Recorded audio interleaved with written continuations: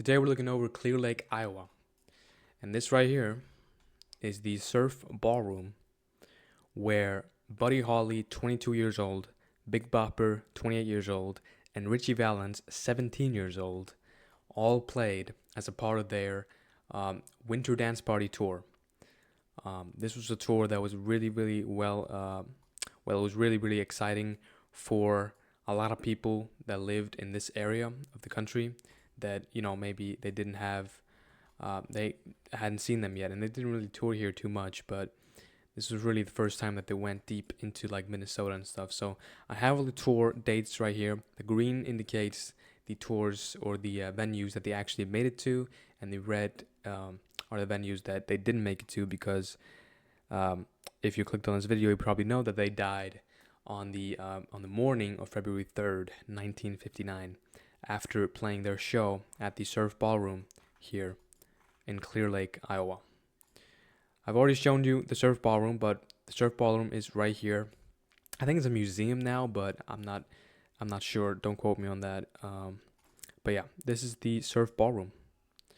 They played their final show. I think there's a picture of Buddy Holly playing during this. I'm not sure if it is. If it is, I'm gonna put it right now on the screen for you guys to see. That is the final image of Buddy Holly. It's gonna be really awkward if there isn't one, and I just put nothing. But okay, this is the Surf Ballroom right here. It's a typical ballroom. I've seen pictures of it. It's a pretty beautiful place right here in Clear Lake, Iowa. And it was after this show that Buddy Holly decided to charter a plane because they had been stuck in the cold for so long on a bus that was pretty much broken.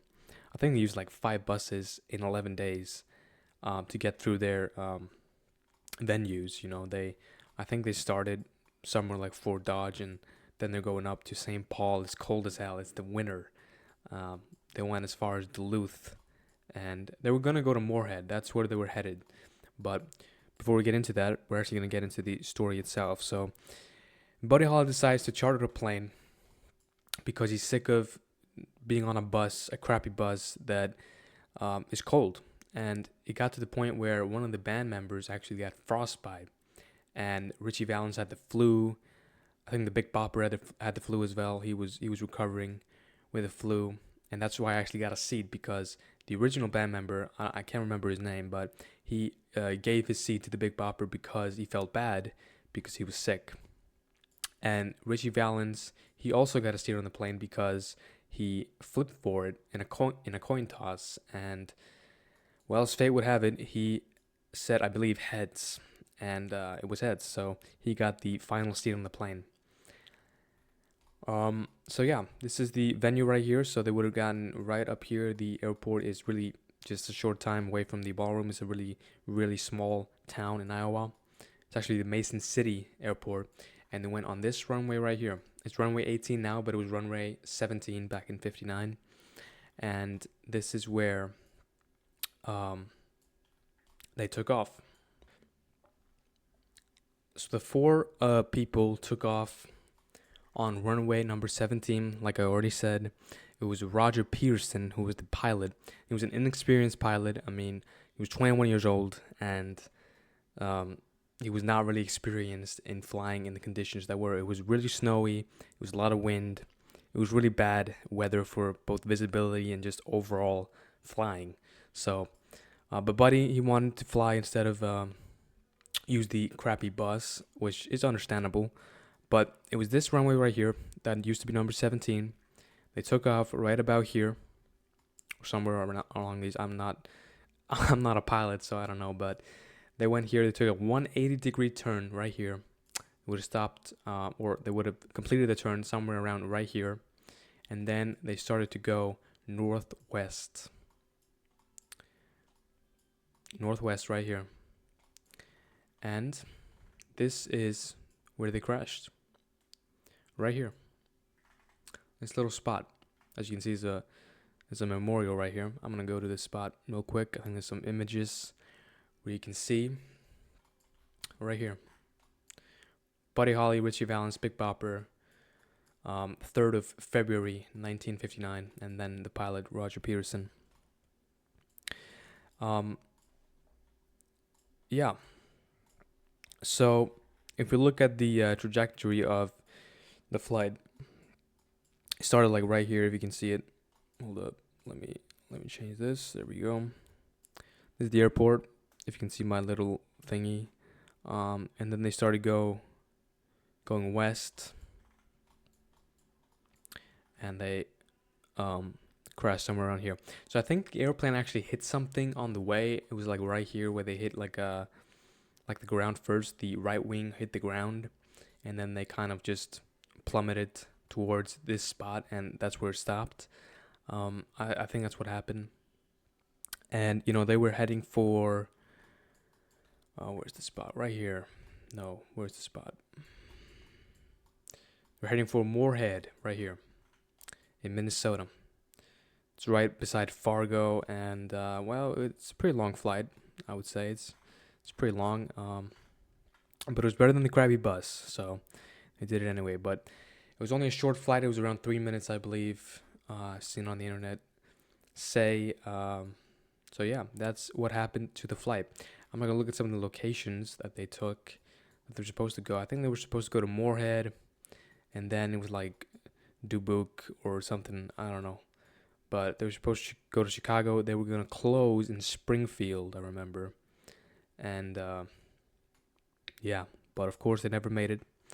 It's the day the music died, right here at the Mason City Airport. And this is the memorial spot. Where I've lost it now. Right here. Let me see if I can go into Street View over here.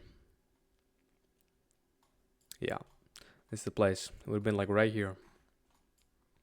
And the plane would have come crashing down right here in snowy blizzard conditions, and unfortunately all 4 lost their lives.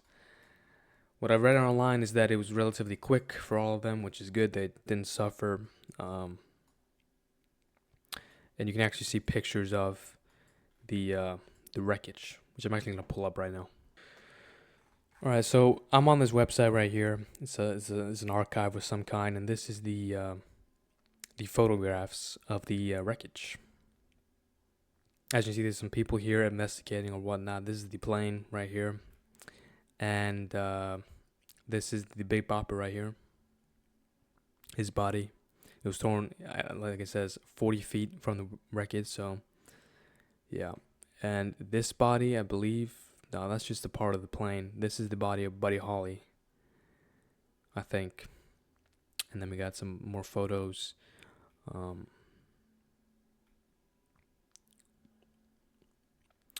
And this is this is Ritchie Valens right here in a darker overcoat, and this is Buddy Holly right here.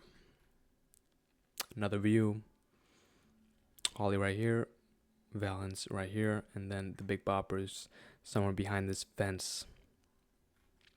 So yeah, it's pretty crazy, pretty graphic right here, and it's Ritchie Valens right here. So yeah, pretty damn bad photos, of course.